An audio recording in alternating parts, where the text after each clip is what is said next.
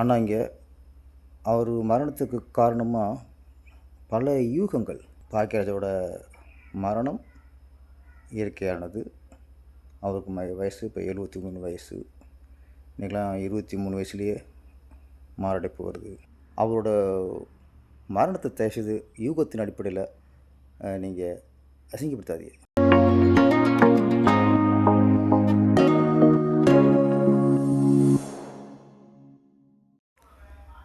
அனைவருக்கும் வணக்கம்.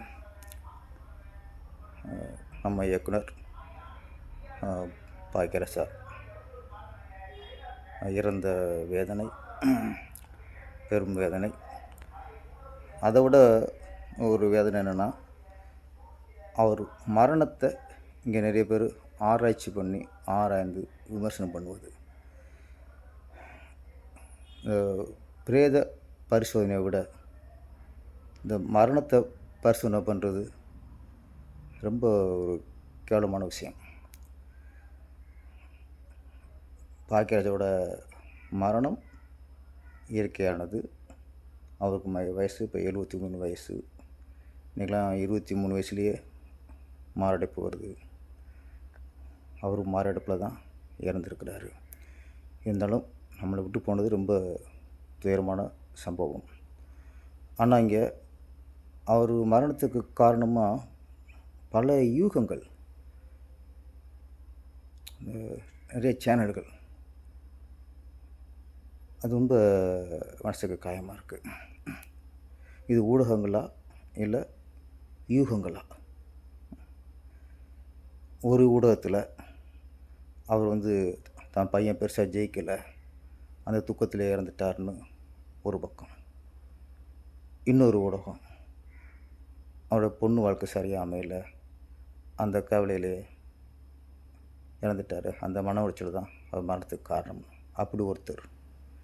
இன்னொருத்தர் தான் குருநாதர் இறந்ததை தாங்கிக்க முடியல, அந்த துக்கத்திலே அந்த கவலையிலே இருந்திருக்காரு, அதனால தான் இறந்துட்டார்னு இன்னொரு ஊடகம். இதோட இன்னொரு மோசமான ஒரு யூகம். நம்ம இவ்வளோ பெரிய டைரக்டராக இருந்து நம்ம இன்றைக்கி கஷ்டப்படுறோம். நம்ம மனைவி துணி தைச்சு நம்மளை காப்பாற்றுதே அப்படிங்கிற ஒரு மன உளைச்சல் காரணம்ட்டு இன்னொரு ஊடகம். இப்படி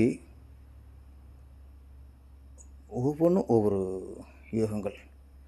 நான் என்ன சொன்னால், பாக்கியராஜ் சார் சந்திக்காத போராட்டங்கள் இல்லை, பிரச்சனைகள் இல்லை. வறுமையின் அடித்தளத்திலிருந்து வளர்ந்து வரவர்.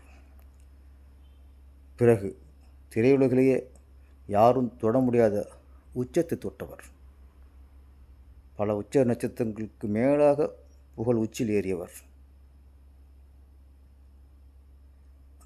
பிறகு சில சர்க்கிள், அந்த சர்க்கிள்லேருந்து மீண்டும் எழுச்சி பெற்றவர், எழுந்து வந்தவர்.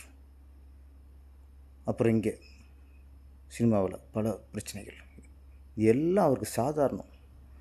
அவர் இந்த 73 வயசில் சந்திக்காத பிரச்சனைகளில், போராட்டங்களில் அதெல்லாம் கடந்து வந்துட்டார்.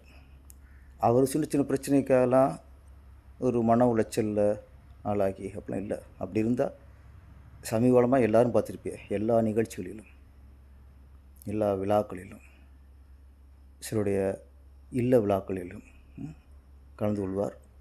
ஒவ்வொரு மேடையிலும் அவர் பேச்சு அவ்வளோ கலகலப்பாக இருக்கும். யார் அந்த மேடையில் பேசினாலும் அவருடைய பேச்சு முத்தாய்ப்பாக இருக்கும். ஒரு மன உளைச்சலில் உள்ளவங்களாம் அந்த அளவுக்குலாம் ஒரு ஹியூமராக கலகலப்பெலாம் பேச முடியாது. நான் என்ன சொல்கிறேன்னா, இதெல்லாம் கடந்து வந்துட்டார் அவர். ஒரு மரணம் திரையுலகுக்கு, தமிழருக்கு மிகப்பெரிய இழப்பு. நிறைய பேருடைய மானசீக குரு அவர். அவர்கிட்ட நமக்குலாம் ஒர்க் பண்ணவே இல்லையோ, எங்களோட குரு அவர். அது மாதிரி அவரோட மரணத்தை தயவுசெய்து யூகத்தின் அடிப்படையில் நீங்கள் அசிங்கப்படுத்தாதீங்க. அவருக்கு நீங்கள் அஞ்சலி செலுத்தலோ இல்லையோ, ஒரு மரணத்தை அசிங்கப்படுத்தாதீர்கள். நன்றி, வணக்கம்.